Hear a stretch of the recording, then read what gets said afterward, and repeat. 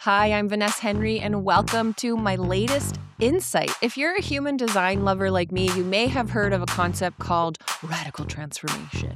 A radical transformation, going through something dramatically life-altering that completely changes who you are and you're a different person.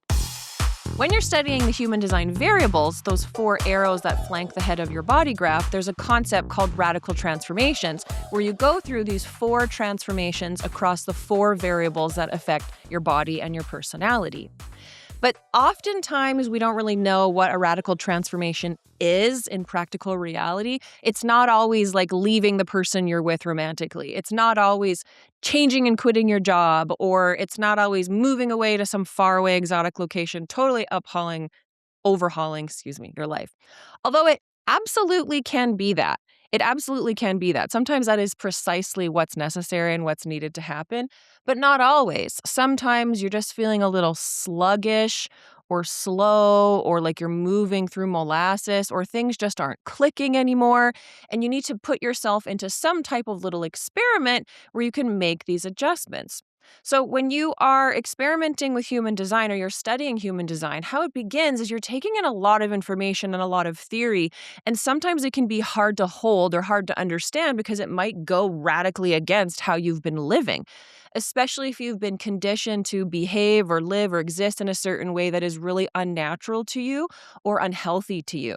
So, when you're coming into this information, there's a moment of taking it in and ingesting it. You're taking in some type of human design concept about absolutely anything. There needs to be this process of digestion where that is seeping into your system. And then you need an opportunity to try something different to see how this information now might adjust or might affect your everyday life. So you try a little experiment. It either goes well or it doesn't. You trial and error, but either way, you're going to get really valuable information of either something that works for you or perhaps where you need a boundary in place or you've reached a limit, or maybe you just got information of like, this is definitely not for me. And that's really, really valuable information. In fact, when we look at the personality variables, we see that's exactly how some people learn. Some of us out there only learn by seeing the imperfection first before the cool new thing or the cool thing or the cool potential that we're looking for is actually revealed. Sometimes you'll find something that works really, really well for you, and you'll start to practice it. You'll start to implement it, and you're going to experiment continuously with that thing until you develop a practice. And once you're developing a practice with it, you'll reach a point where it naturally just becomes embodied. Your lifestyle adapts, or your dietary regimen adapts, or the way you see things has changed, or the way you've existed has changed. So when you're going through the 4 transformations, the very first transformation we can have classically is in our dietary regimen. This is the top left variable in your body graph, the determination variable. It reveals the way you ingest your life experience. You take in nourishment, you take in food, and there's multiple ways that we can ingest information. Now, classic human design says this is the first transformation. This is the place, once you overhaul your diet or have this dramatic change to your diet, maybe even expand the way you understand food and nourishment. Once you go through that type of transformation, going through radical changes and experimentation there sets you up to flow through the 4 variables where this change can kind of happen naturally and organically. However, another parable in human design lore is that you cannot feed yourself properly if you're not set up to be nourished. So the environment variable, your habitat, your lifestyle becomes crucial to experiment with if you're wanting to be well fed in life, if you're wanting to be nourished by your life experience and grow instead of rescind or contract. A lot of the work that I specifically focus on is targeted to the environment variable because if we need to be well nourished and we need to be well set up in order to be nourished, to me, that should be where a lot of the experimentation happens. So this isn't, again, necessarily blowing up your life to do these big radical changes. Sometimes it's rearranging your home office just so that you move into that space differently. This is where some feng shui really can come into play. When you are moving the energy or you're paying attention to how the energy flows through your home, you'll notice that every once in a while or periodically or seasonally or annually, things start to change or feel stale and you're just needing to switch it up. Well, what this is actually doing is forcing you to move through your environment differently. So what are things that we could do to move through our environments differently? And they're not breaking up with someone. They're not moving. They're not taking a different job. They're not these huge life-altering things, because maybe that's not actually where we need change. Maybe we're just needing to shake things up. Maybe we're just needing to move the office around. Maybe we're just needing to make a more subtle change that can have a dramatic effect. So what are some things I can do to experiment with my environment to force me to move through the space differently? If I move through the space differently, I'm literally very practically operating differently every single day when I move through that space. So to me, a really great place to be experimenting when it comes to intentionally building your awareness, wanting to actually apply some of these theories that you're doing, is to make an experiment in your environment. Make an experiment, a radical experiment in your lifestyle. So for example, I want to tell you about a recent radical experiment I did that wasn't one of these big three scary things. I didn't go through a breakup. I didn't change where I live. I didn't change my career. But what I did do was bring a puppy home. And when you bring a new energy into the home, whether that's a new family member, such as parents giving birth and bringing a new person home, or somebody moving in with you or cohabiting with you, or getting a new roommate, or getting a new puppy, like I did in this case, it changes the way you live in your day to day. So for example, there's a rhythm that happens when you have a family pet. And as somebody who grew up with a dog, there was this rhythm to the day where you get up and you take the dog out. So you're getting outside right away. Or perhaps you go into the ritual of feeding the dog or playing with the dog. There are certain activities or actions you do that orient with the animal. That's how you exist together. And when I lost my dog a few seasons ago, I really felt the lack of rhythm, the lack of flow. What should I be doing? There was this aimlessness that happened because there was just so much change in how I existed in the day to day. So that showed me, okay, well, that's a really radical experiment. That's like changing the energy in the environment, changing up the relational dynamic in the space that I'm existing in, even if it's not between two people, but it's between you and a living thing. So when we brought this new puppy home, we totally needed to exist differently in the space. We needed to barricade off certain things. We needed to get back on a very consistent rhythm because a schedule is one of the best things that you can do for a puppy. And when we fall out of that rhythm or we're still establishing that rhythm, it can be really hard to get into a flow. Ooh, there's all this reworking that has to happen. Well, now my mornings look different. How I wake up, what I do is different than it was, say, just a few weeks ago. When I take breaks throughout the day is really different than it was maybe a few months ago. So bringing in this new energy, a puppy, is a radical experiment. It's radically altering the energy in the home. Even something like I came on the second floor, which our dog isn't allowed to go there yet, or she couldn't necessarily climb up the stairs to get there yet. But when she figures that out, how are we going to be handling that? And I came out of my bedroom one day and kind of looked up the hallway threshold and all the doors were closed. This door was closed and that door was closed and this door was closed and that door was closed. And usually I can see through the space. I can kind of see through into each different room. And it was all closed off. The home felt very cavey, and I live with two caves boys. And the dog, the little reflector dog, has some very interesting behavior when she maneuvers the environment.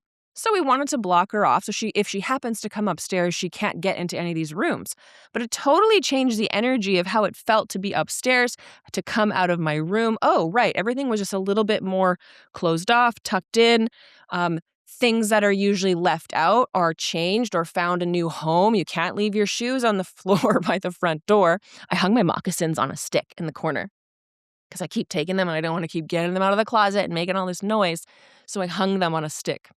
Works great. Love it. And just like a newborn, a puppy, or a new family pet goes through stages of development and growth where, something's working for a while and then a development happens and a change is needed.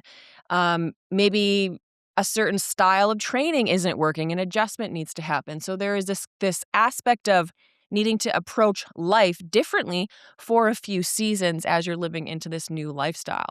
Do you have any examples in your life that you think back where you went through a really big radical change in your environment, radical change in your lifestyle? Maybe you got a family pet. Maybe you started dating someone new. Maybe you had a new job. Maybe you moved somewhere. Maybe your friend circle changed. Whatever it was, if you could look back on your life and find some type of shift, some type of, or some type of lifestyle adjustment that you went through? What were the big changes that you actually noticed? And can you think of subtle ones that aren't always so big and dramatic? And more importantly, when you look back and look at these things, was there any changes to your diet? Because we know in human design, the first transformation happens in the dietary regimen. It happens in what you take in. But we know it matters where you're located, how you're set up in life, what your environment is before you can be properly nourished.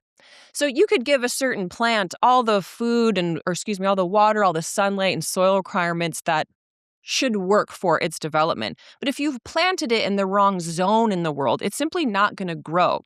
And people are like this too. People have certain requirements that they need to have in their lifestyle, in their environment, in their habitat. And if they don't have these things, everything is just a little bit harder, or it's not working as easily and effortlessly as it could. And there are people who live their whole life this way, pushing up against barriers and growth being hard, or people betraying you, or you having opportunities that just go horribly wrong for you. This is where environment really comes into play. So if you're looking at these times in your life where some type of big change happened, or you went through some type of radical transformation naturally, because these will always be kind of happening organically throughout our life, we just want to train our awareness to recognize them. And when our awareness reaches a point, yes, we can consciously experiment with making radical adjustments, have radical experiments happen in our everyday life. So getting a puppy is my example of a recent way where I had to live differently within the space. Even though I'm in the exact same environment I'm always in. Nothing has changed in that way, even though some of my furniture maybe has moved around. Maybe I'm picking up after myself differently. Maybe I can't leave certain things out. So my responsibility in the way I navigate my environment and communicate with the people in my home has changed. There's been a shift. So I have to behave differently, but every other person in the household also is behaving differently. So everyone's energy dynamics are adjusting, all because there's a new energy that came into the home. So when you're looking back on your life and you're noticing these changes, you're noticing something really big changed in your environment. Did anything happen to your diet? Did you lose weight? Did you put on weight? Did you get a new illness? Did you enter into some type of recovery? Were you the healthiest you've been? Another way you could approach this looking back experiment is think of a time where you were really healthy or really unhealthy, or perhaps an ailment found you. Then pause there on that memory and zoom out. What was going on in the wider scope of my life? Who was I hanging out with? Where did I live? How was I spending my time? What was my lifestyle?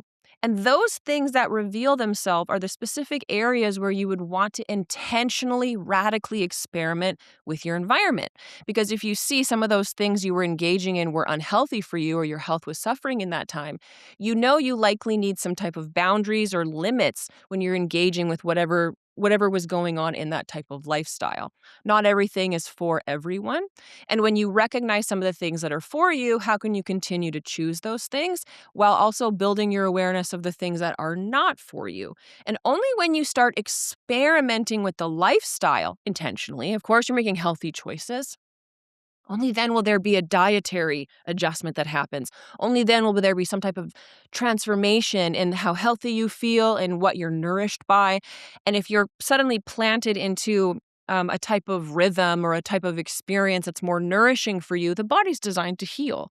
That's when all this movement and flow and health restoration can happen to you.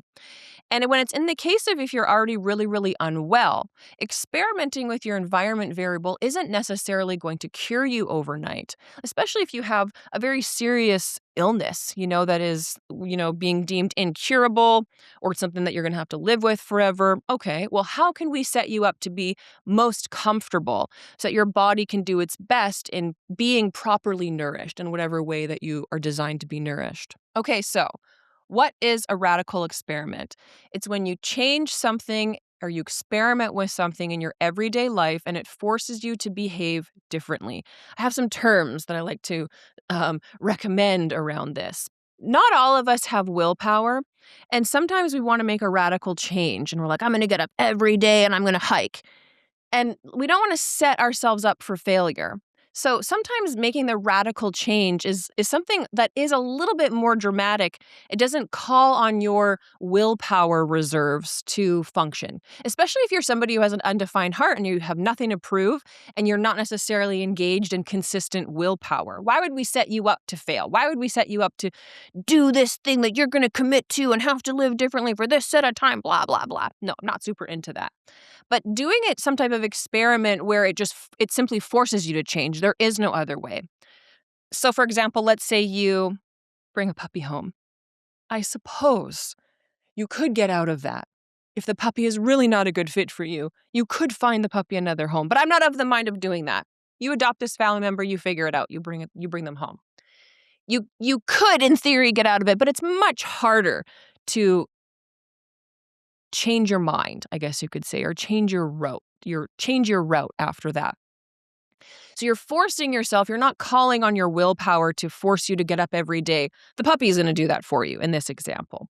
And the puppy is just an example. I'm not saying that everybody should race out and get a family pet, but I do want you to share below, if you're watching on YouTube, I do want you to share with me what some radical experiments are that you can recognize you've been through if you look back on your life, where something really dramatically changed. And maybe you noticed a health enhancement or a health decline after that change happened. Just notice. Look back on your life and just notice what was going on in my lifestyle and were those things healthy or unhealthy for me. Then once you start to recognize that and you're wanting to take your human design theories out of the formless land and into the practical, you need some type of fun little experiment to try. And if you want to be radical about it, don't call on your own willpower reserves. Set yourself up for success. Don't set yourself up for failure. Make it hard for you to not live by that lifestyle change. For example, if you move, right? If you do something really dramatic and you move to another country, you could move back to wherever you were before, but it's much harder, right? You're doing something that doesn't call on your willpower. You're doing something that's forcing you to live differently. Bringing in new energy into the home, or into your life is a really great way to switch things up. Sometimes just like getting a new coworker. You didn't do anything about that. It just happened, and it is going to force you to behave differently in the workplace. New energy coming in is always going to be a way to switch up how you're living or what your lifestyle is. A new neighbor moving in, any kind of change in new energy, even new projects, or new places opening up. Any type of new energy can definitely give you something very practical to play with and engage in. And after you're experimenting for a while and you're recognizing what works and you're recognizing what doesn't work, you then put that into practice. You try again and again. You get more information, you get more data, and you start to live by these things until that practice becomes just natural embodiment. And the next thing you know, you look around and, oh my gosh, I live in a totally different place. Or, oh my gosh, my friend circle looks totally different. Or, oh my gosh, suddenly I have a full-grown dog who knows all these tricks and is so well trained. Manifestation. So I want to hear from you. If you have a radical experiment, something that you've done that dramatically altered your lifestyle, whether it was a big change or a subtle change, share it with me. That gives people who are reading something to respond to, inspiration and ideas, or maybe even just the capacity to recognize a change they've already made in their life. Or if you're thinking about a change or there's a radical experiment you're wanting to try and you're just looking to get a little bit of courage, listen to your body. I'm not going to tell you to go do it, even though I will and I could. Go do it. Do a radical experiment.